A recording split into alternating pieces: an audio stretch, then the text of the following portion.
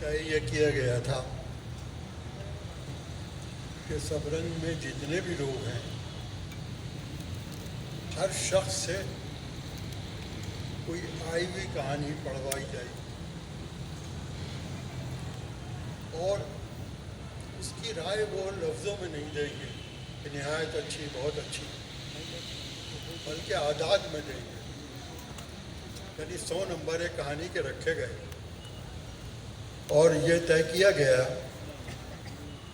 کہ آپ اسے پڑھیں، آپ کی رائے میں یہ 50 نمبر کی کہانی ہے یا 60 نمبر کی کہانی ہے، 70 کی ہے، آپ اپنے نمبروں سے اپنی رائے ظاہر کریں. تو اچھا اس میں یہ تھا کہ وہ نام بھی لکھتے تھے کہ میرے اتنے نمبر ہیں، لیکن کوئی اس پہ اعتراض نہیں کرتا تھا کہ آپ نے اتنے نمبر کم یا زیادہ کیوں دیے، تو بڑی اچھی کہانی تھی. تو گویا یہ ایک جمہوری سلسلہ تھا کہ آپ کو کہانی دی جائے، آپ اسے پڑھیں، آپ جیسا سمجھیں اس پہ اعداد میں اپنی رائے دے دیں. اچھا خانہ جو تھا وہ یہی تھا، یعنی سبرنگ کے جتنا بھی اسٹاف تھا، چاہے وہ اکاؤنٹنٹ ہیں، وہ کہانی پڑھ کر اپنی رائے دیتا تھا. یہ تھا ہمارا خانہ، یعنی سبرنگ کے اسٹاف کے ہر قسم کے اسٹاف کہ اس کی رائے کیا ہے ان سب کی. ایک دفعہ پر یہ ہوا کہ کرشن چندر صاحب سے یہ کہانیاں ہم نے بہت چھاپی تھی، تو ان سے میں نے کہا کہ آپ ہمیں کوئی ناول بھیجیں، کوئی سیریلائز کریں. تو انہوں نے ایک ناول بھیجا جس کا نام تھا سونے کا سنسار، کیا سونے کا سنسار. وہ ناول پڑھا تو اچھا نہیں لگا، پھر تمام سبرنگ کے لوگوں کو پڑھوایا گیا، انہیں بھی کوئی خاص پسند نہیں آیا. اب مشکل یہ ہے کہ کرشن چندر کو کس طرح منع کریں کہ یہ ناول جو ہے یہ ہمیں پسند نہیں آ رہا. تو اس کے لیے لفظ خانہ ایجاد کیا گیا اور یہ کہا سے ان کو خط لکھا گیا کہ یہ ہمارے خانے میں فٹ نہیں ہو رہی. وہ سمجھ گئے بات. یہی کوئی صورت ہوئی ممتاز مفتی صاحب ممتاز مفتی صاحب کی. اچھا ہم بڑے ادیبوں کو خط نہیں لکھتے تھے کہ آپ ہمارے لیے کہانی لکھیں. اس کی وجہ یہ تھی کہ فرض کیجئے میں نے قاسمی صاحب کو ایک خط لکھا کہ صاحب سبرنگ کے لیے کچھ لکھیے، اور انہوں نے کوئی کہانی کوئی چیز بھیج دی اور معلوم ہوا کہ وہ اچھی نہیں ہے، تو پھر کیسے ان کو واپس کریں. تو پھر بڑے ادیبوں سے ہم رابطہ نہیں رکھتے تھے کہ آپ ہمیں چیزیں بھیجیں، بلکہ ان کی چھپی ہوئی چیزیں جو ادبی رسالوں میں چھپتی تھیں اس کو منتخب کر لیتے تھے، اور وہ چونکہ ادبی رسالوں میں چھپتی تھی اور وہ بہت کم پڑھی جاتی تھی اور ڈائجسٹ کی اشاعت بہت زیادہ تھی، تو وہ لوگ انہیں پہلی بار پڑھتے تھے ان کہانیوں. ممتاز مفتی کی بات ہو رہی تھی. ابن انشا صاحب نے مجھے وہ کہانی دی کہ یہ ممتاز مفتی کی کہانی ہے، اسے دیکھ لو. اچھا اب یہ کہ اسے پڑھا گیا تو وہ اچھی نہیں لگی، تو اب وہ کیسے واپس کریں، اور یہ کہ ابن انشا صاحب کو بھی کیا جواب دیں. کئی سال گزر گئے. پھر ایک دن وہ لندن سے آئے اور انہیں یاد تھا کہ میں نے کہانی دی ہے اور انہوں نے چھاپی نہیں ہے. تو انہوں نے پوچھا کہ بھائی ممتاز مفتی صاحب کی کہانی کا کیا ہوا.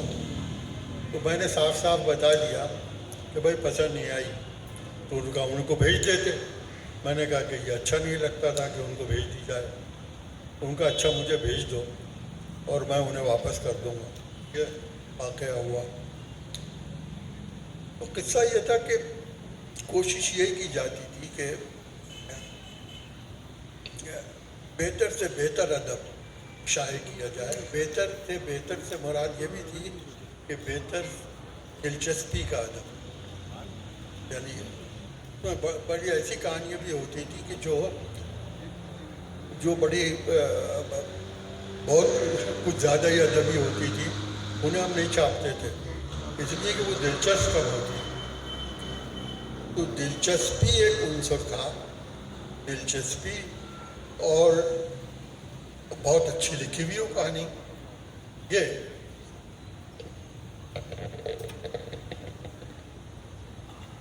शोर भाई, आप सब रंग की टीम में आपने बहुत वक्त गुजारा, शुरू से समझे आप साथ थे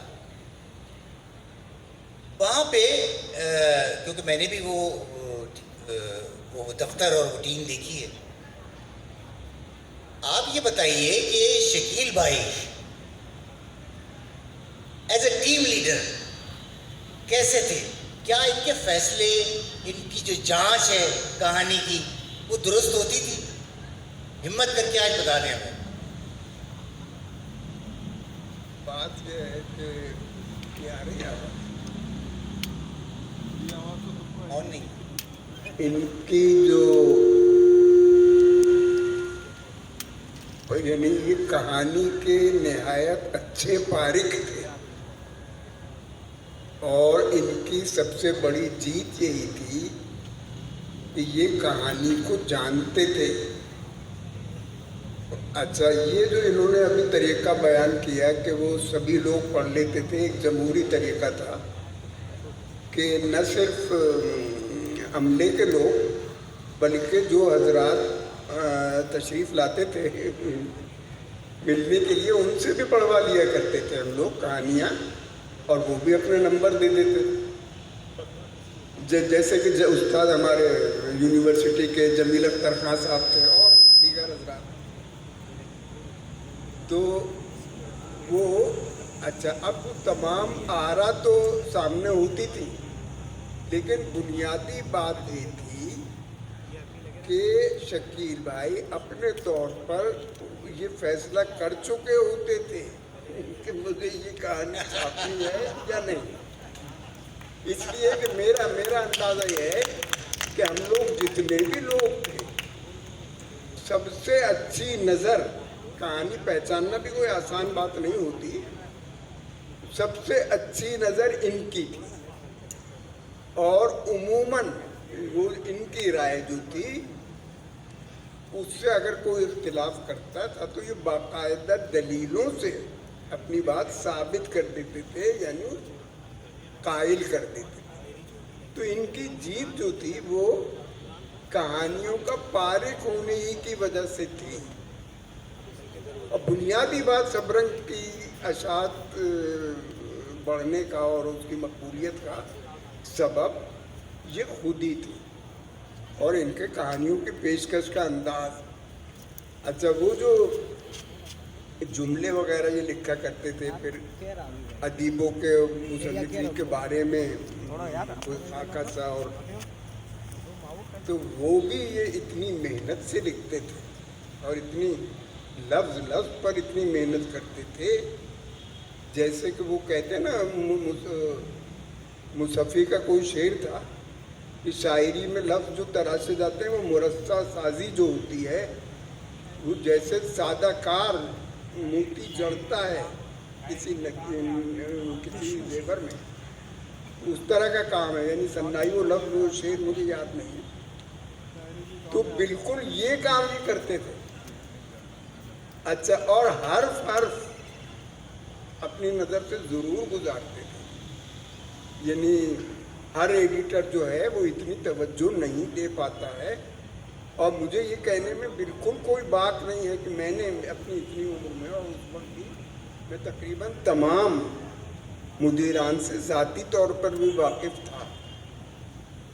तो इनकी जो कहानी पहचानने की, शनाख्त करने की जो नज़र थी, वो उन सब से अच्छी थी।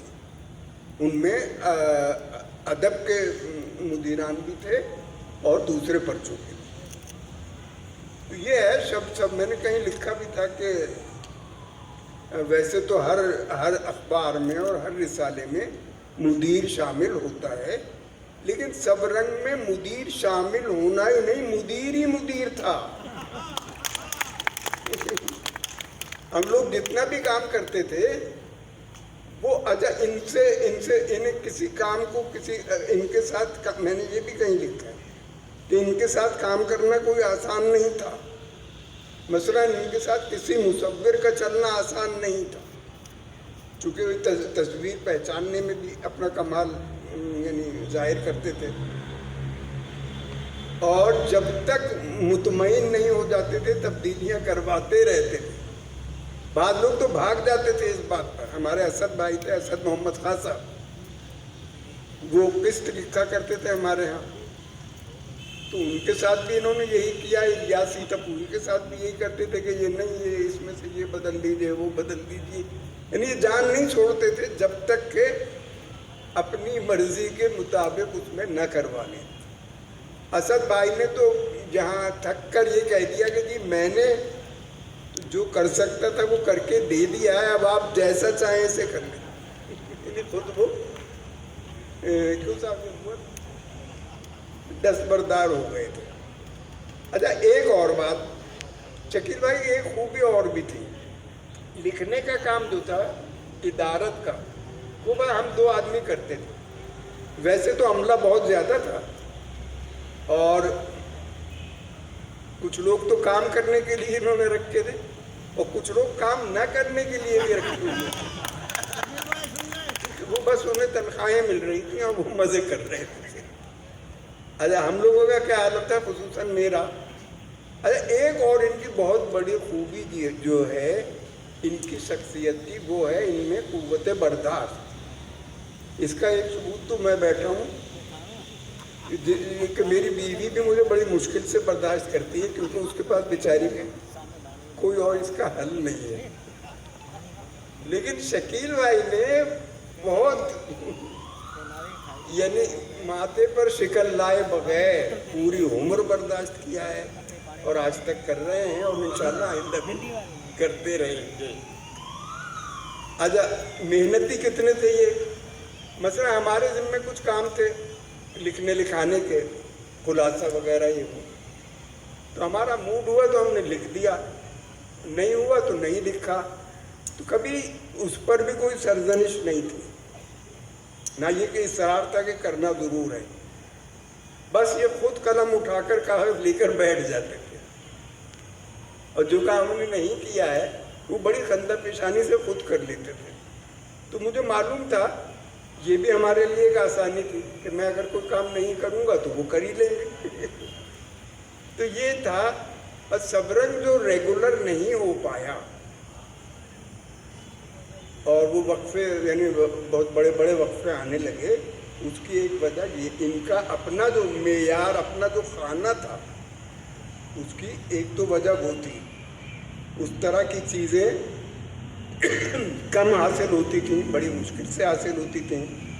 दूसरी बात ये कि किस्तें, पहले तो जो किस्तें ये लिखते थे वो शुरू तो किसी और ने की थी, लेकिन जब वो इनके मेयार पर पूरे नहीं उतरे तो ये खुद लिखने बैठ गए, और उन लोगों को जो कुछ यानी उनके भी मुसव्वदा आता रहा, उनको जो कुछ दिया जाता था उसका नजराना वो भी दिया जाता रहा, लिखते ये खुद थे। तो ये एक तो मेयार का कड़ा होना, सख्त होना, यानी सबरंग के इर्रेगुलर होने की वजह, तो मेयार कड़ा होना। दूसरा, जो काम इन्होंने अपने ज़िम्मे ले लिया था वो इतनी जांफशानी से करते थे कि उसमें वक्त लगता। तो ये 2 बातें थी। सबरंग यानी सबरंग में के मकबूल होने की वजह भी यही थे, और सबरंग बैठ जाने की वजह भी यही थी। कोई और इसमें